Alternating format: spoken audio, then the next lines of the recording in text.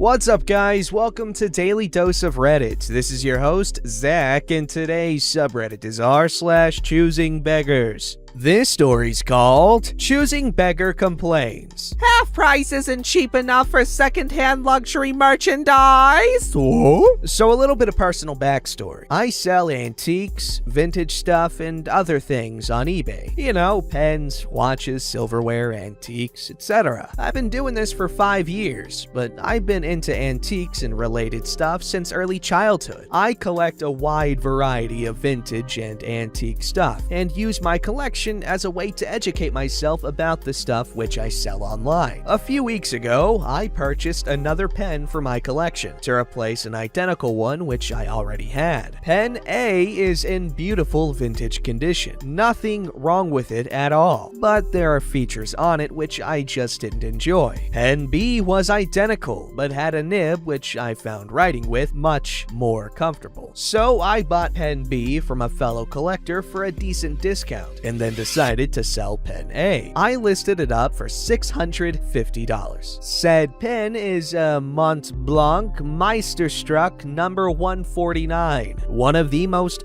famous pen models in the world. It's been used by everybody from Queen Elizabeth to Barack Obama, JFK to Vladimir Putin. I figured that a pen that famous at that price wouldn't last long, and someone will snap it up and pay the price. Important note, these pens sell for $1,300 brand new, so mine is half price, which I was only able to offer because I bought Pen A for just $250 in a box lot of other pens. Anyway, a friend suggested I post the link to the eBay sale in a local collectors group on Facebook. I told her no because that group is full of choosing beggars. She said, "What's the worst that could happen?" Gee, I wonder why I'm sharing this here. Within half an hour, the vultures started to swarm. One guy in particular seemed very offended that I had shared the pen for sale on eBay first, instead of offering it to my dear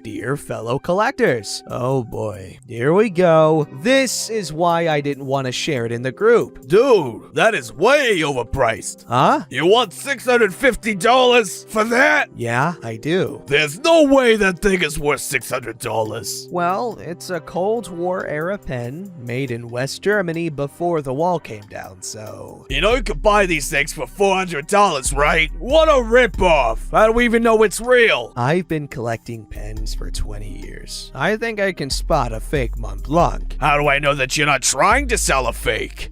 Shouldn't you know how to spot a fake already if you're trying to buy luxury merchandise secondhand online? Yeah, I do, but do you? If you do, then you should be able to tell if this is a fake. Yeah, but you could try and swap it out. There's no way I could try and sell a fake luxury pin on a site like this and keep my reputation as a seller. How stupid do you think I am? Whatever, dude. I'm telling you, $400. That's what they go for on eBay. Current cheapest on eBay, as of the date of posting this, $790. Average secondhand asking price, $800 to $1,000. $400 on eBay? Really? Totally. I sell them too. I know what they're worth. Wow, really? $400. Was it still in one piece? He kept repeating that it was worth only $400, $350, and I kept telling him no. But the $650 new!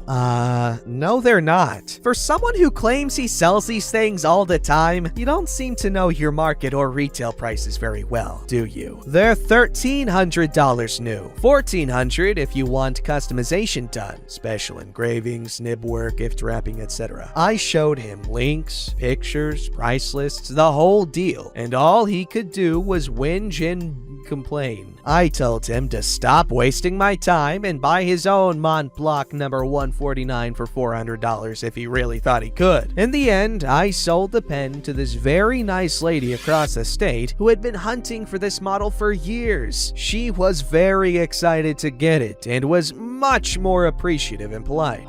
pen, people, I swear to God. Okay, so can someone explain to me why pens get that expensive? Like, I get the materials can be expensive and the craftsmanship is something to appreciate, but are you gonna tell me that a $1,300, $1,400 pen is gonna feel better than a freaking Papermate's Inkjoy or some cool-ass gel pen for a couple dollars? Because I spent $10 on a nice-ish pen, okay? And I felt that was a waste of money. Because it's just a pen. You can get a decent pen for less than $1. You can get a decent pen for a few cents in a pack of multiple decent pens. So I don't understand the whole, I just spent $30,000 on a pen. I lost my car though, but I'm telling you, that fourth mortgage was definitely worth it. Like, I get it if it's like a sentimental thing. Like, oh, cool pen, very nice, fancy, antique. But like, my question is, how much of that money is just for the fanciness as opposed to functionality? Alright, this story's called Today I Got Trapped in a Supermarket by a Literal Choosing Beggar. So I stopped by at the supermarket between Zoom calls today, and this guy approaches me on the way. For context, I'm a 21-year-old female, and apparently also a grade A chump. He tells me he's short on cash, and could I please grab him some juice and a snack? I say sure. I've been broke myself and know what it's like to be hungry. I never give away money, but if someone needs food, I tend to just think whatever and hand it over. He follows me into the store. Bit weird, but okay. He picks out his crap, and I start looking for my own stuff. He looks confused that I'm doing my own shopping and holding him up, saying, You don't seem very concerned about me. Like I'm telling you that I need help and you should be concerned. It's iffy. At this point, I'm thinking, oh no, he's getting needy. Better just buy him his crap so he doesn't follow me around the store anymore. I take him to self-checkout. He asks the attendant if they sell cigarettes. He says no. He asks if they do cash back, and the attendant says yes, but only at the other tills. He starts trying to lead me over there, saying he needs cash for toiletries. Not cigarettes then? I say no, I'll get him what he picked out, but that's it. He starts getting aggressive. I just want a $5, that's it. I'm not giving you cash. I told you I'd get you snacks. That's it, dude. I'm short on money myself. I'm a full-time student on less than minimum wage earnings, and I'm already over budget on groceries this week. You freaking whore. This costs what, $2.50? Look at that. I want some cash. A $5. That's nothing to you. It's a lot to me. I don't get paid very much myself, man. I'm not working, you. I need cash. I pay for the stuff and he leaves. I get back to my shopping, but I have a feeling that a guy in full needy mode like that is probably waiting outside. I finish up 15 minutes later, and lo and behold, he's staring in at me through the double doors. No sign of the food. Sometimes they open with requests like that so they can squeeze you for money. At this point, I'm getting late for work and fully crapping myself. I call my manager, ironically also a total creep, and explain that I'm trapped in a freaking little. I ask the dude at the checkout what he thinks I should do, and him and two other dudes go straight out and try to chase him off. They don't manage for another 20 minutes. He gets aggressive, threatens them, stares through the doors at me, but no one budges. Eventually, he steps off and they walk me in the opposite direction to get a random bus out of the area. On the way, one of the guys was like, "You have to stop talking to these people, lady," which is not untrue, given the circumstances. It still makes me feel like a total idiot. I just don't feel that there is such a thing as these people. I want to help people out, but seriously, supermarket workers are legends. That stuff was way above their pay grade, but they still covered me. Thanks, guys. That's definitely a really creepy situation.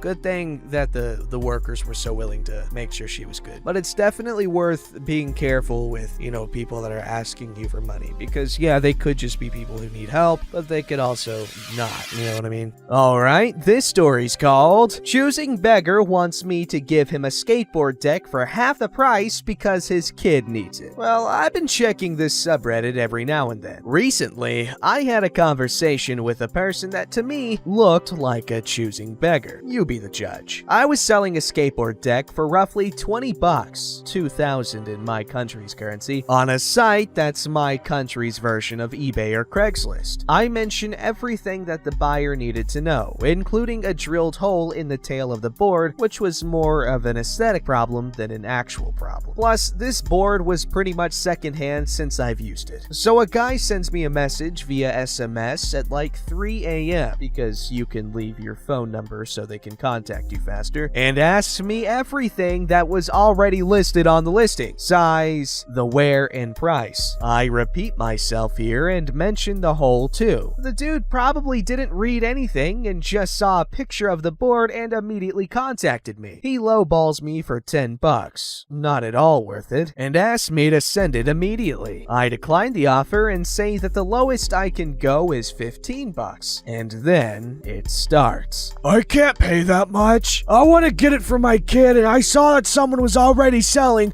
a complete skateboard for 20 bucks. 10 bucks is fair enough, and I can send you the details for the shipping. The board is too big for my kid though, but he'll use it when he grows up. Also, what about the hole you mentioned? This is a rough translation, but even in my language, everything is all over the place with like 10 questions in a sequence. I decline again and tell him that he should get that then. I also tell him to look at the actual listing to see the wear and the hole. It was pretty late, so I go to sleep for a bit. My phone starts ringing at 5 a.m. It's the guy, and I ignore it. He calls again at 6 and at 10 a.m. I was stupid for not muting the sound on my phone. I tell him that I'm not interested, and then he offers me a whopping 12 bucks. I just ignore it and finally mute my phone. In the morning, another guy offers me my original price for the board, and I agree with that. That guy just asked me to save the board for him for a couple of days, to which I agreed. I tell the other dude that it's reserved now and that I got the price I wanted. He then gets pissed off, tells me that he called me first, and that he's now willing to give me 15 bucks for it. True, you did call me first, but you lowballed me. He had a better offer. Why would I sell the deck to you when I can get more money for it? I told you my lowest price and you declined. Not my problem. Kid, the deck is too big for my son. A smaller deck would suit him better, but there's time for that. Plus, the problem is the hole you were talking about. That other dude that offered you higher probably won't buy it in the end. Don't get your hopes up. Classic choosing beggar stuff when he doesn't get his way. I still don't realize how the deck being too big is my problem. He knew the measurements. Not once did he mention that he had a problem with the hole until now. Of course, I declined again and told him I'm saving the board for the other dude. He then replies rather normally. No problem. Just call me back if he backs out of buying the board. A couple of days pass and I sell the board to the other dude and I tell the choosing beggar that it's sold. He does the mature thing and starts flexing.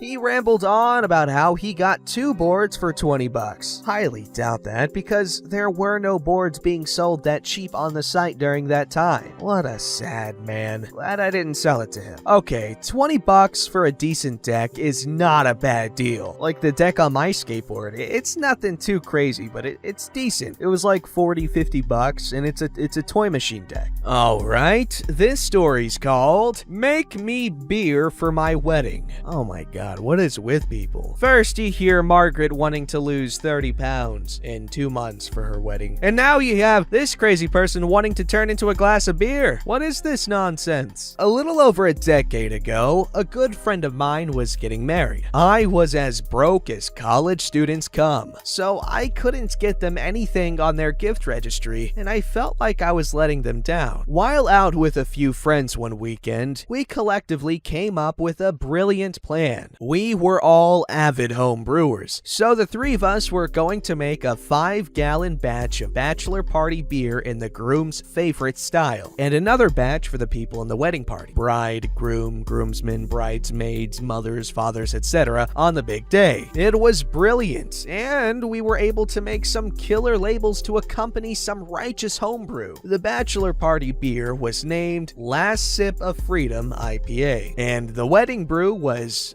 Off the Deep End Lager. It was received well by all, and us brewers received tons of attention and praise. After the bride and groom departed in their just-married convertible, the rest of us didn't care for the night to end, headed out to keep the party rolling. While waiting for drinks at the bar, I struck up conversation with one of the bridesmaids, and she mentioned how awesome of an idea the custom beers were, and I saw this as my "I'm gonna get lucky" moment. That was my idea. You made those beers? Yeah, me and a few friends thought it would be a big hit at the wedding, and we had fun brewing different batches to perfect it. Can you do that for me?